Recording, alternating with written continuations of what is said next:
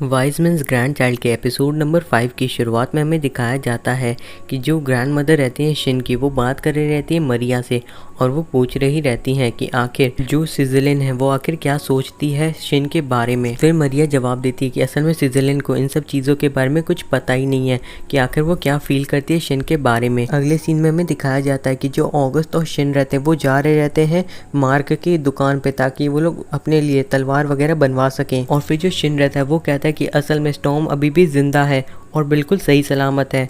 उसने हमें धोखा देने के लिए वहाँ पे वो सारे एक्सप्लोजन किए थे। फिर ऑगस्ट पूछता है कि तुम ऐसा क्यों कह रहे हो, तो शिन बताता है कि उस मैजिक से किसी भी तरह का एक्सप्लोजन होता ही नहीं है। शिन की सारी बातें सुन के ऑगस्ट कहता है कि तुम्हें जो चाहिए हो शिन, वो मार्क की दुकान से खरीद लेना, तुम्हें किंग स्पॉन्सर करेंगे क्योंकि तुम ही एक अकेले हो जो कि स्टॉर्म के सामने खड़ा हो सकता है, इसीलिए तुम्हारे पास हर चीज़ एकदम बेस्ट होनी चाहिए। उसके बाद हमें दिखाया जाता है कि जो शिन है और बाकी सभी के सभी पहुंच जाते हैं बीन की वर्कशॉप पे और फिर मरिया और सिजलिन मिल के ओलिविया को अपने साथ ले जाते हैं और फिर वो लोग शॉप के अंदर चले जाते हैं। और फिर ऑगस्ट बताता है कि वो वहाँ का प्रिंस है। ये सुन के सभी लोग काफ़ी ज़्यादा चौंक जाते हैं और उसके बाद ऑगस्ट बताता है कि उसे एक तलवार बनवानी है, वो भी शिन वॉलफर्ड के लिए जिसने डिमोनॉइड को हराया है। फिर सीन वहीं पे कट होता है। हमें दिखाया जाता है कि जो इनका राइवल किंगडम है वो उनके साथ एक जंग करना चाहता है। फिर शिन और ऑगस्ट बाहर आ जाते हैं और फिर वो लोग देखते हैं कि ओलिविया की हालत काफी ज्यादा खराब है। उसके बाद हमें दिखाया जाता है कि जो शिन है और बाकी सब एक ज्वेलरी शॉप के सामने खड़े रहते हैं।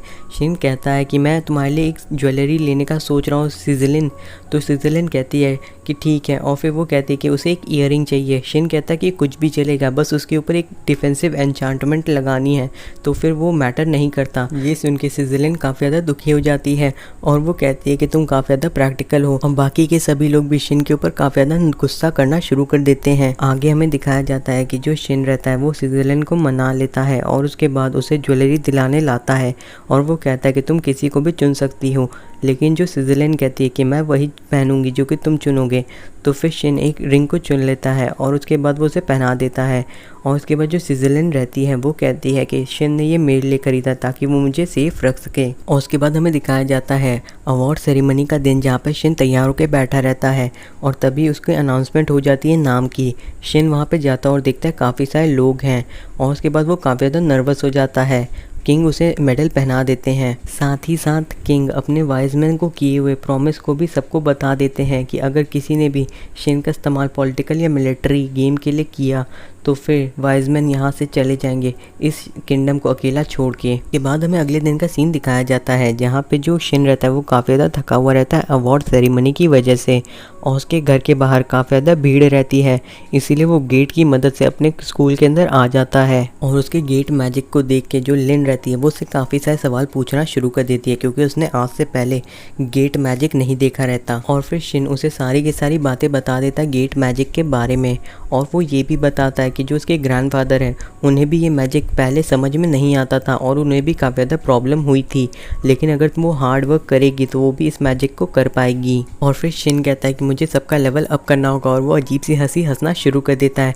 ऑगस्ट कहता है कि ये पक्का कुछ ना कुछ करने का सोच रहा है। सभी लोग पूछ रहे रहते हैं कि ये लेवल अप का मतलब क्या है, तो शिन बताता है कि यहाँ पे काफ़ी ज़्यादा प्रॉब्लम हो रही है और हो सकता है कि मुझे फ्यूचर में तुम सबकी मदद चाहिए, इसीलिए तुम लोगों को और भी ज़्यादा ताकतवर बनना होगा। फिर ऑगस्ट पूछता है कि तुम हमारा पावर अप कैसे करोगे, तो शिन बताता है कि वो उन्हें बेसिक कॉम्बैट ट्रेनिंग देगा, लेकिन सबसे पहले उन्हें चेक करना होगा कि कौन कितना मैजिक हैंडल कर सकता है। तो ऑगस्ट पूछता है कि हमें वहीं से शुरू क्यों करना चाहिए। तो फिर शिन बताता है कि अगर तुम्हें बड़े मैजिक का इस्तेमाल करना है तो तुम्हें मैजिक पावर को काफ़ी ज़्यादा अच्छी तरीके से इकट्ठा करना होता है और ये बिल्कुल बेसिक स्टेप है। और उसके बाद वो मन में कहता है कि इनके ऊपर मुझे काफ़ी ज़्यादा मेहनत करनी पड़ेगी। और उसके बाद शिन यूरी से कहता है कि मुझे मैजिक बैरियर बना कर दिखाओ। यूरी बना देती है, लेकिन शिन कहता है कि ये काफ़ी ज़्यादा कमज़ोर है और ये तुम्हें किसी भी चीज़ से प्रोटेक्ट नहीं कर पाएगा। फिर शिन सिसिलियन से कहता है वो काफ़ी ज़्यादा मजबूत बैरियर बनाती है और शिन बताता है कि ये सब उसकी दी हुई रिंग की वजह से हो रहा है। और फिर सभी लोग शिन से कहने लगते हैं कि जो फोर्स फील्ड है वो तुम्हें किसी भी बड़े अटैक से नहीं बचा सकती,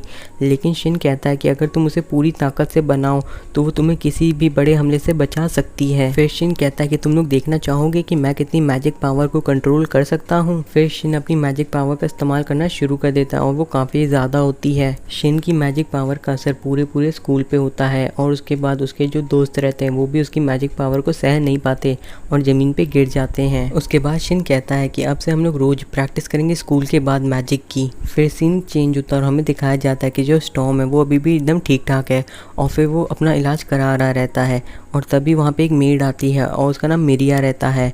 और उसके बाद स्टॉर्म कहता है कि तुम्हें पता है कि आगे क्या होगा? तो वो कहती है कि मुझे नहीं पता और फिर स्टॉर्म हंसना शुरू कर देता है। अगले सीन में हमें दिखाया जाता है कि जो शिन रहता है वो अपनी गेट मैजिक की मदद से सभी को अपने घर पे ला देता है। उसके ग्रैंडफादर पूछते हैं कि तुम यहाँ पे क्या कर रहे हो शिन?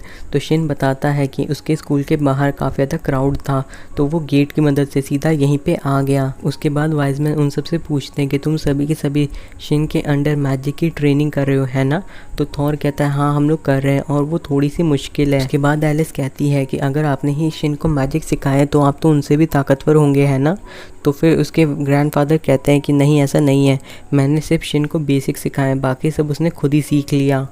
आगे वाइजमैन बताते हैं कि जो शिन है वो चीज़ों को विजुलाइज करने में काफ़ी ज़्यादा अच्छा है, यानी कि जब वो मैजिक करता है तो सिर्फ आउटकम के बारे में नहीं सोचता, वो प्रोसेस के बारे में भी सोचता है।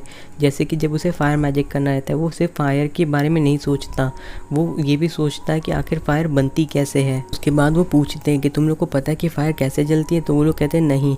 तो वो कहते हैं मुझे भी नहीं पता है। फिर वो सभी को गेट मैजिक करके दिखाते हैं कि ये शिन का मैजिक है, लेकिन वो भी ऐसा कर सकते हैं, उन्हें बस ठीक से चीज़ों को विजुलाइज करना आना चाहिए और अगर वो लोग चाहें तो वो लोग भी ऐसा कर सकते हैं। फिर अगले सीन में हमें दिखाया जाता है कि जो ग्रैंड मदर रहती हैं शिन की, वो उसके ग्रैंडफादर से कहती हैं कि तुमने गेट मैजिक को इसलिए इस्तेमाल किया ताकि शिन को ऐसा ना लगे कि वो सिर्फ अकेला है और साथ ही साथ उसके दोस्तों को भी ऐसा ना लगे कि वो लोग ऐसा नहीं कर सकते हैं और सिर्फ शिन ही ऐसा कर सकता है। फिर वाइजमैन कहते हैं हो सकता है कि ऐसा सच में हो, लेकिन मुझे अच्छा लगा कि जब मैंने गेट मैजिक यूज़ किया तो शिन की आंखों में एक चमक थी। फिर हमें दिखाया जाता है कि जो शिन रहता है वो माँ के शॉप पे आ चुका रहता है अपनी तलवार को लेने के लिए और फिर वो उसके प्रोटोटाइप को देखता है, वो उसे हाथ में लेता है और उसके ट्रिगर को दबाता है और जैसे ही वो ट्रिगर दबाता है जो उसकी तलवार की ब्लेड रहती है वो उस तलवार से बाहर आ जाती है। और फिर जो टोनी रहता है वो कहता है कि ये तो बहुत ही ज़्यादा कमाल का है।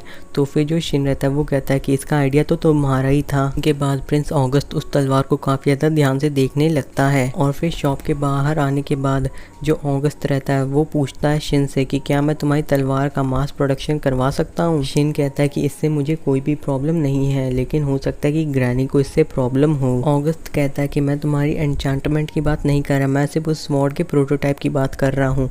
तो शिन कहता है कि मुझे इससे क्या प्रॉब्लम होगी, ये इसका आइडिया तो टोनी का था। आगे ऑगस्ट बताता है कि इस किंगडम और एक दूसरे किंगडम के बीच में एक जंग होने वाली है और उन्होंने पहले ही अपने सारे के सारे सैनिक इनकी सरहदों पे लगा दिए हैं, इसीलिए ऑगस्ट चाहता है कि इस तलवार का मास प्रोडक्शन हो क्योंकि इसकी प्राइसिंग काफ़ी ज़्यादा कम रहेगी एक नॉर्मल स्वॉर्ड से। फिर जो थॉर रहता है वो कहता है कि अगर चीज़ें हद से ज़्यादा बिगड़ेंगी तो सारे के सारे स्कूल के बच्चों को भी भेज दिया जाएगा बैटल ग्राउंड में। तभी ऑगस्ट कहता है कि शिन तुम्हें चिंता करने की ज़रूरत नहीं है, हम लोग तुम्हें कभी भी वॉर के अंदर नहीं घसीटेंगे। लेकिन शिन कहता है कि उसे इस चीज़ से फ़र्क नहीं पड़ता, अगर कभी भी वो लोग मुसीबत में होंगे तो शिन कुछ भी करेगा, अगर उसे वॉर लड़नी पड़े तो वो वॉर भी लड़ेगा क्योंकि वो सभी उसके दोस्त हैं। और हमारा ये एपिसोड यहीं पे ख़त्म हो जाता है। और अगर आप लोग चाहते हैं कि इसके एपिसोड ऐसे ही जल्दी जल्दी आते रहें तो जितना हो सके उतना ज़्यादा सपोर्ट दिखाइएगा इस चैनल और इस वीडियो के ऊपर। तो फिर मैं मिलता हूँ आपसे अगले एपिसोड में।